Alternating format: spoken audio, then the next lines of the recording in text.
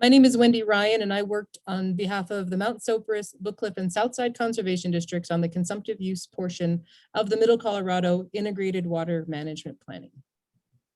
I'm Paula Stepp. I'm the Executive Director of the Middle Colorado Watershed Council. Lori Rink, our Program Coordinator and previous Executive Director, took the leadership for the IWMP planning process for the non-consumptive uses of the Integrated Water Management Plan. We came together to achieve water security for the Middle Colorado River. We needed an integrated stream management plan that was locally driven as a problem-solving process. The people engaged were water users, water right holders, community members, state and federal resource agencies, and any vested stakeholder who wanted to work together to define waters and its needs here in our watershed, including all the constraints and issues that we all dealt with. Next slide. Our mission statement reflects some of our key concerns as we walked into this project. We have a projected population growth from just over 60,000 now to 80,000 in 10 years and 100,000 in 30 years. We're seeing increased aridification. Our Colorado River has interstate agreements that we have to meet. We have agricultural water shortages and aging infrastructure. We have impaired waterways with habitat and flow limitations. There's an increased recreation demand, and our public lands are being hit by things like beetle kill, forest fires, road fragmentation, and other things that impact our forest and rangeland health.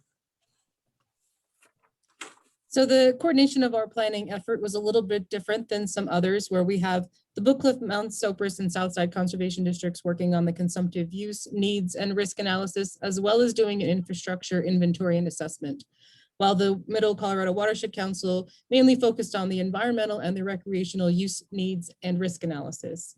So each group had their own funding sources, which were provided either through the roundtable process or the Colorado Water Plan.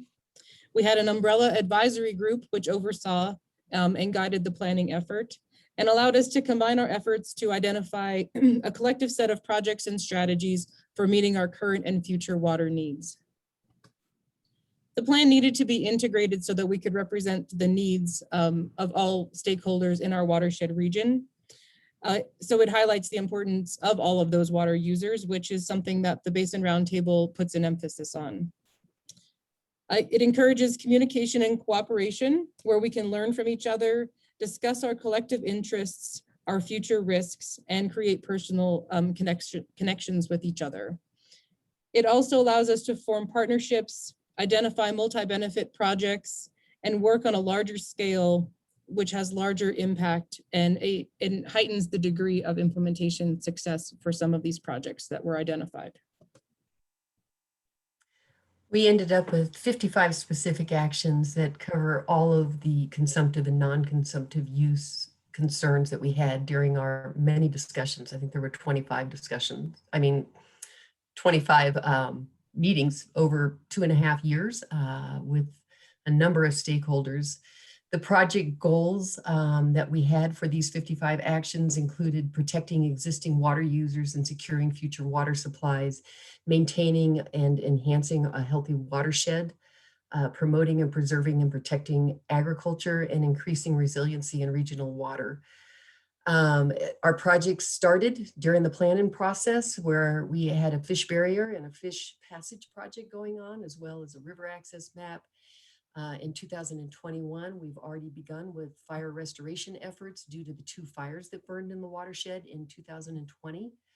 And we have 9 other projects that received state funding from the Colorado Water Conservation Board that we've initiated this year to work on these 55 specific action plans. And just one example action that came out of our planning process is to coordinate agricultural infrastructure upgrade designs to include aquatic habitat and fish passage. This is one of those multi-benefit solutions, which is implemented on tributaries to the Colorado River, allows fish to get up beyond those diversion structures into the tributaries for spawning and refuge habitat.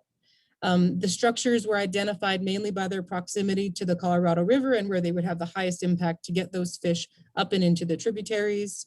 And this action seeks to encourage alternative designs to agricultural diversion structures, which allows for fish passage, which benefits not only the agricultural user, but also the fishery on that stream. And the photo here is just an example of the Ware and Hines fish passage structure on Elk Creek here locally in our watershed.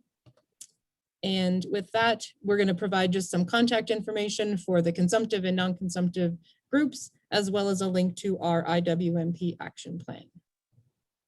Thank you. Any questions?